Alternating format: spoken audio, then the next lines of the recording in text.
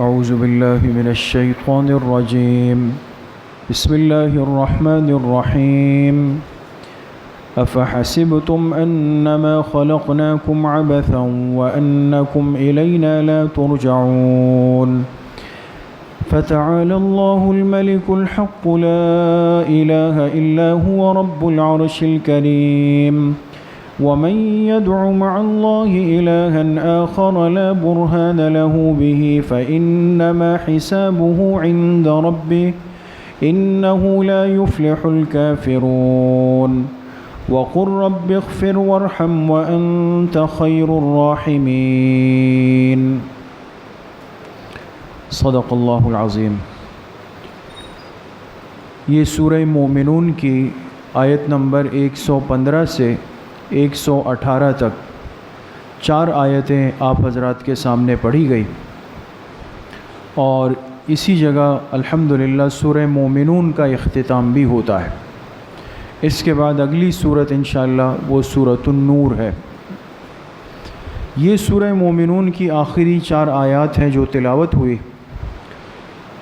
پچھلے درس میں جس سے یہ بات چل رہی تھی کئی دروس سے کہ اس دنیا میں جنہوں نے اللہ پاک کے احکامات کی خلاف ورزی کی، اللہ کو ناراض کیا، اور اللہ کے دین اور دین پر چلنے والے جو اللہ کے خاص مقبول بندے تھے ان کو مذاق کا نشانہ بنایا، ایسے لوگوں کی جب موت کا وقت آتا ہے وہ بھی ان کے لیے ایک مصیبت ہوتی ہے، اور جب یہاں سے گزر کے قبر میں پہنچتے ہیں برزخ کی جو زندگی ہے وہ بھی ان کے لیے ایک مصیبت اور عذاب ہوتی ہے، اور پھر جب اللہ پاک کے سامنے پیشی ہوگی، حساب کتاب ہوگا، تو ہمیشہ ہمیشہ کی ناکامی اور ذلت ان کا مقدر ہوگی۔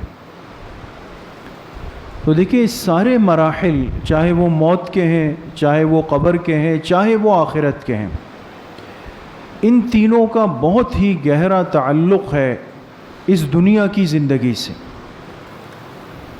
اور جو انسان اس دنیا میں رہتے ہوئے اپنی زندگی کو بے حقیقت سمجھ لے اور اس کو لگے کہ یہ زندگی تو ایک سلسلہ ہے، چلتا ہوا نظام ہے، اس کی بنیاد پر آگے کوئی فیصلہ نہیں ہوگا، یہ تو ایک اختیاری چیز ہے، جیسے گزار لی، ان تینوں مراحل میں اس کے پاس اس کے حصے میں بڑی ذلت آئے گی۔ اور جس نے اس دنیا کی حقیقت کو سمجھا کہ اللہ نے اس دنیا میں مجھے زندگی دی کیوں، مجھے پیدا کیا کیوں، میں آیا کیوں اس دنیا میں، جو اس حقیقت کو پہچان جائے وہ کامیاب انسان ہے۔ آج کی جو آیات ہے، اس سورت کی آخری آیات، اس میں اللہ پاک نے اس انسان کو یہی حقیقت سمجھائی ہے۔ ان آیات کا ترجمہ ہے افحسبتم، اے انسان تمہارا کیا گمان تھا، انما خلقناکم عبثا، کہ ہم نے تمہیں پیدا کیا بے مقصد، بیکار دنیا میں پیدا کیا، وانکم الینا لا ترجعون، اور تم کیا سمجھتے تھے کہ تمہیں ہماری طرف ایک دن نہیں لوٹایا جائے گا۔ فتعالی اللہ الملک الحق، بلند و بالا ہے اللہ کی ذات جو کہ بادشاہ برحق ہے، لا الہ الا ہو، اس کے سوا کوئی معبود نہیں، رب العرش الکریم، اور جو عزت والے عرش کا رب ہے، ومن يدعو مع اللہ الہا آخر، اور جو اللہ کے ساتھ اس دنیا میں کسی اور معبود کو پکارے گا، لا برہان لہ بہ، جبکہ اس کے پاس اس بات کی کوئی دلیل بھی نہیں ہے کہ یہ آدمی اللہ کا شریک ہے، فإنما حسابه عند ربه، تو اس کا معاملہ تو اللہ کے پاس ہے، اللہ کے ذمے ہے۔ إنه لا يفلح الكافرون، بے شک کفر کرنے والے وہ کامیاب نہیں ہو سکتے۔ وقل رب اغفر وارحم وانت خیر الراحمین، یہ آخری آیت ہے۔ بالکل آخری آیت جب آئی، اللہ نے پھر دعا کی تلقین کی، حکم دیا، اے میرے حبیب صلی اللہ علیہ وسلم آپ کہہ دیجئے رب، اے میرے رب، اغفر، آپ بخش دیجئے، ورحم، آپ رحم فرما لیجئے، وانت خیر الراحمین، اور آپ ہی سب سے بہترین رحم کرنے والے ہیں۔ سورت کا اختتام بھی آپ اگر غور کریں اس نقطے پر، اور ہمارے مفسرین نے لکھا ہے کہ سورت کا اختتام بھی جب ہوا تو پھر اللہ پاک نے دعا کی طرف انسان کو متوجہ کیا، تلقین کی، حکم دیا کہ اللہ سے دعا مانگنے میں ساری زندگی لگے رہو۔ یہ جتنے فتنے ہیں، جتنی مصیبتیں ہیں اور جتنی آزمائشیں ہیں، چاہے وہ انسان کے ایمان پر ہو، انسان کے عقیدے پر ہو، انسان کے اعمال و اخلاق پر ہو، یاد رکھیں یہ ساری مصیبتیں اسی وقت آتی ہے جب انسان کا تعلق اللہ سے کٹ جاتا ہے، رابطہ ٹوٹ جاتا ہے۔ جو آدمی بڑوں سے رابطے میں ہوتا ہے یہ محفوظ رہتا ہے۔ اس لیے کہتے ہیں نا بھائی، جو بچے ماں باپ سے دور ہو جائیں یا ماں باپ سے کٹ جائیں بگڑ جاتے ہیں، اور جو ماں باپ کی نگاہ میں ہو، ہر وقت ان پر ماں باپ کی نظر ہو، وہ اپنے پاس رکھے، اس کے احوال کی خبر لیں، تو یہ سختی ان بچوں کو بنا دیتی ہے۔ یہ تو کھلا مشاہدہ ہے۔ یہی معاملہ میرے دوستوں بزرگوں اس انسان کا ہے۔ جس انسان کا رابطہ اور تعلق اللہ سے ٹوٹتا ہے یہ فتنوں میں گر جاتا ہے بہت جلدی، اور جس کا تعلق اور رابطہ اللہ سے مضبوط ہوتا ہے یہ محفوظ رہتا ہے۔ اور اللہ سے رابطے کا سب سے مؤثر، آسان اور شارٹ راستہ وہ دعا کا ہے۔ جو دعا کی عادت بنا لے، دعا مانگنے کی، اور دعا کے آداب سیکھ لے کہ مجھے اللہ سے کیسے مانگنا ہے، کتنا مانگنا ہے، کب کب مانگنا ہے، یہ دعا کیا مانگنا جب انسان کو آ جاتا ہے، اس کی اور اللہ پاک کی دوستی بڑی عجیب ہوتی ہے، بڑی عجیب ہوتی ہے۔ اس لیے ہمارے بزرگوں نے لکھا کہ جس آدمی کو دعا کی لذت کا پتہ چل جائے اس کے لیے رات کو اٹھنا مشکل نہیں رہتا۔ ہمیں تو پتہ نہیں ہے، اس لیے دنیا کی چیزوں کی لذتیں محسوس ہوتی ہے لیکن دعا کی لذت ہی محسوس نہیں ہوتی۔ تو سورت کے اختتام پر پھر فرمایا، حضور علیہ الصلاۃ والسلام کی ذات تو کامل و اکمل ہے، آپ کو تو کسی چیز کی ضرورت نہیں، آپ کو تو اللہ نے تمام انعامات و اکرامات اور منازل سے نواز دیا ہے، لیکن حضور کو مخاطب کر کے حکم امت کو ہے، امت کو سمجھایا کہ ہر وقت مانگتے رہو، رب اغفر وارحم وانت خیر الراحمین، اے اللہ ہم آپ کی مغفرت کے بھی محتاج ہیں، آپ کے رحم کے بھی محتاج ہیں، آپ ہماری بخشش بھی فرمائیں، آپ ہماری حالتوں پہ رحم بھی فرمائیں۔ تو بڑی اہم دعا ہے جس پر اس صورت کا اختتام ہوا ہے۔ ایک بات۔ دوسری بات میرے دوستوں بزرگوں، کہ اللہ پاک نے انسان کو سمجھایا کہ اپنی زندگی کی حقیقت کو سمجھ لو، یہ زندگی بے مقصد نہیں، بیکار نہیں، حکمت سے خالی نہیں۔ ایسا نہیں ہے کہ ایک سلسلہ بس چل رہا ہے، بچہ پیدا ہوتا ہے، بڑا ہوتا ہے، بوڑھا ہوتا ہے، بیمار ہوتا ہے، دنیا سے چلا گیا، اس کی جگہ پھر ایک آ جائے گا، اس کی جگہ پھر ایک آ جائے گا، بس یہ ایک نظام ہے، سلسلہ ہے، چل رہا ہے اور ختم ہو رہا ہے۔ جو ملحدین، جو دہریہ، جو اللہ کے وجود کے منکر ہیں، جو اس کو نہیں مانتے، وہ یہی کہتے ہیں دوستوں، وہ کہتے ہیں یہ کہنا کہ بھئی کوئی اس نظام کو چلا رہا ہے، اس کے پیچھے کوئی مقصد ہے، کہتے ہیں کچھ بھی نہیں ہے، یہ تو بس ایک مشین کی طرح ایک دنیا کا نظام ہے جو چل رہا ہے اور جو چلتا رہے گا۔ لیکن ایمان کس چیز کا نام ہے؟ کہ پوری کائنات کو پیدا کرنے والی ذات کس کی ہے؟ اللہ کی ہے، اور انسان کو پیدا کرنے والی ذات کس کی ہے؟ اللہ کی۔ جب اللہ کے حکم سے انسان آیا تو ایک مقصد اس کے سامنے ہے، اور یہ یاد رکھیں کہ جو انسان اپنی زندگی کا مقصد طے کر لیتا ہے کہ مقصد کیا ہے، ہدف، ٹارگٹ کیا ہے، یہ کامیاب ہوتا ہے۔ اور جس کے سامنے کوئی اہداف اور ٹارگٹ ہی نہیں ہے، بس ایک چیز چل رہی ہے، چل رہی ہے، چل رہی ہے، یہ بیچارہ ہمیشہ منتشر الدماغ ہوگا۔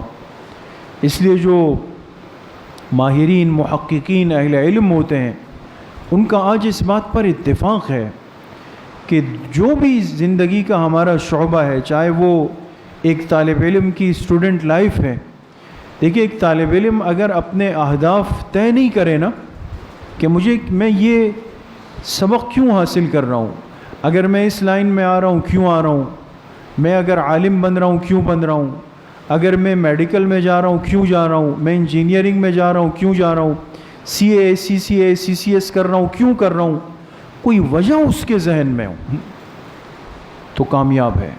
اور اگر کہہ رہا ہے بس یار امی ابو کہہ رہے ہیں پڑھ لو تو پڑھ رہا ہوں، بس پڑھ رہا ہوں، بس پڑھنا ہے، کیا کرنا ہے، کوئی کام نہیں ہے۔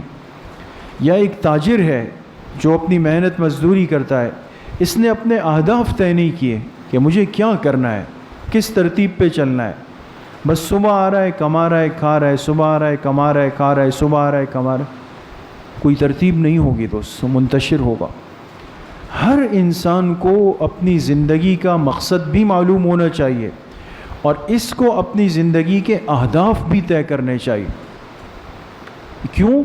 اس لیے کہ اللہ نے زندگی ایک مقصد کے لیے دی، ایک بیکار نہیں دی۔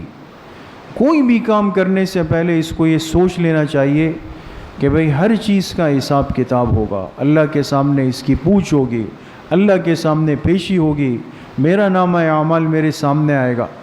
اب آخرت کو سامنے رکھ کر اگر انسان زندگی گزار رہا ہے تو یہ کامیاب زندگی گزار لے، اس نے اپنے اہداف طے کر دیے۔ تو زندگی بے مقصد نہیں، بیکار نہیں، اس کی بہت بڑی اہمیت ہے۔ تیسری بات میرے دوستوں بزرگوں آج کی آیات میں بڑی اہم ہے اور اس کو لے کر جائیں۔ یہ جو 4 آیتیں ہیں آخر کی سورہ مومنون کی، یہ بڑی قیمتی اور مفید آیتیں۔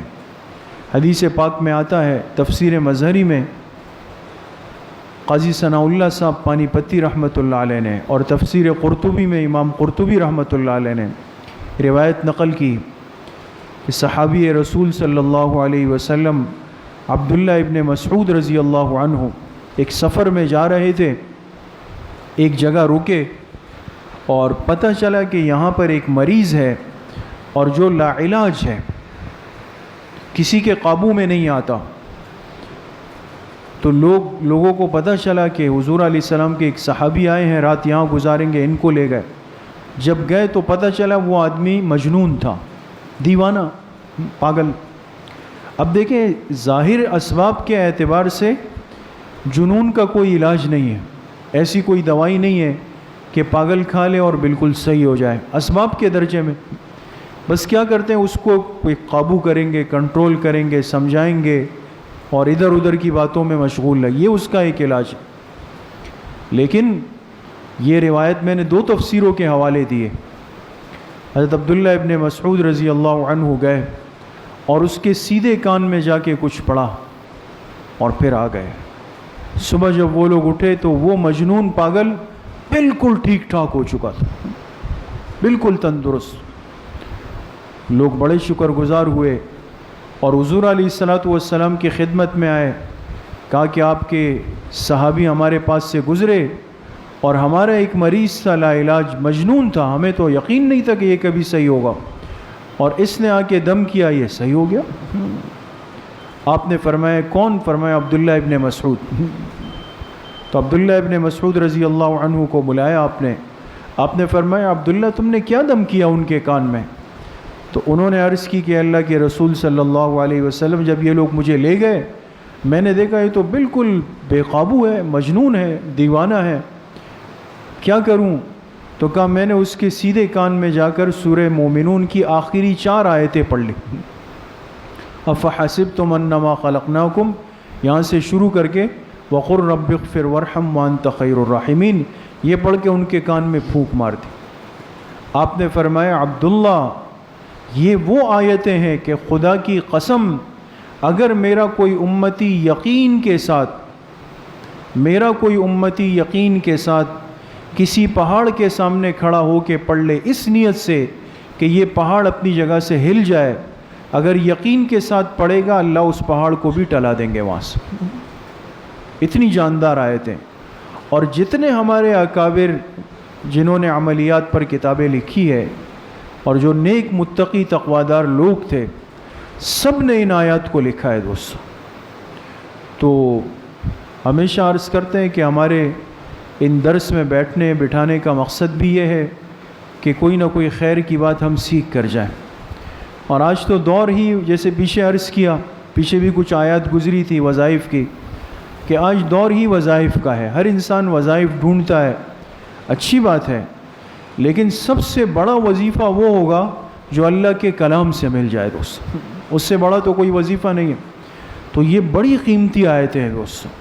اور آج کتنے امراض ہمارے معاشرے میں ہے، موذی امراض ہے، خطرناک امراض ہے، کینسر کا مرض ہے، اللہ پاک سب کی حفاظت فرمائے، اور اگر کوئی اس کا شکار ہے اللہ اس کو شفائے کلی نصیب فرمائے۔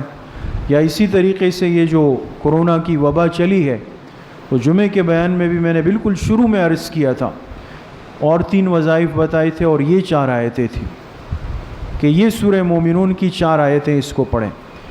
پھر ہمارے بزرگوں نے لکھا ہے کہ اگر کوئی شخص اس کو اپنا معمول بنا لے، 1 دفعہ صبح اور 1 دفعہ شام کو، یعنی فجر کے بعد اور عصر کے بعد کسی بھی وقت سہولت سے ایک دفعہ اس کو پڑھ کر اپنے اوپر دم کر دیا کرے، تو جتنے وبائی امراض ہوتے ہیں، موذی امراض ہوتے ہیں، لا علاج امراض ہوتے ہیں، ان آیات کی برکت سے اللہ پاک اس کو ان بیماریوں سے محفوظ کر دیتے۔ لیکن حدیث میں دیکھیں آپ نے کیا فرمایا؟ یقین کے ساتھ۔ یہ سب سے بڑی ہماری کمزوری ہوتی ہے۔ آج اگر انسان کوئی وظیفہ پڑھتا ہے یا دم کرتا ہے، کچھ کرتا ہے، وہ اندر کا میرا یقین ہی نہیں ہوتا، کہتے پتہ نہیں ہوگا یا نہیں ہوگا، اس سے یہ کام ہو جائے گا یا نہیں ہوگا۔ تو بات تو یہی ختم ہو گئی نا۔ ایک انسان اگر ڈاکٹر کے پاس جائے اور ڈاکٹر سے دوائی لے اور پھر باہر آ کے کہے یار رات ہو گئے ہیں، چلے ٹرائی کر لیتے ہیں، پتہ نہیں کیا ہوتا ہے، تو آدھا فیصد جو انسان کی صحت کا مدار ہے وہ اعتماد پر ہے، وہ اعتماد اور یقین پر ہے۔ تو اللہ کے کلام کے شفا ہونے میں تو کوئی شک نہیں ہے دوستوں۔ وَنُنَزِّلُ مِنَ الْقُرْآنِ مَا هُوَ شِفَاءٌ، اس کا شفا ہونا خود اس کے اندر سے ثابت ہے۔ تو یہ 4 آیتیں بہت قیمتی ہیں، کوشش کریں اس کو زبانی یاد کر لیں، نہیں تو سورہ مومنون کی 4 آیتیں ہیں، خود ساتھی اس کا اہتمام کریں، صبح پڑھیں، شام کو پڑھیں، گھر والوں سے ابھی جا کر اس کا مذاکرہ کر لیں۔ سورہ مومنون کی 4 آیتیں، ان کو اپنے معمولات کا حصہ بنا لیں، تو بنائیں گے انشاءاللہ۔ اللہ پاک صحیح عمل کی توفیق نصیب فرمائے۔ الحمدللہ رب العالمین، والصلاة والسلام علی سید الانبیاء والمرسلین، سیدنا و مولانا محمد وآلہ واصحابہ اجمعین۔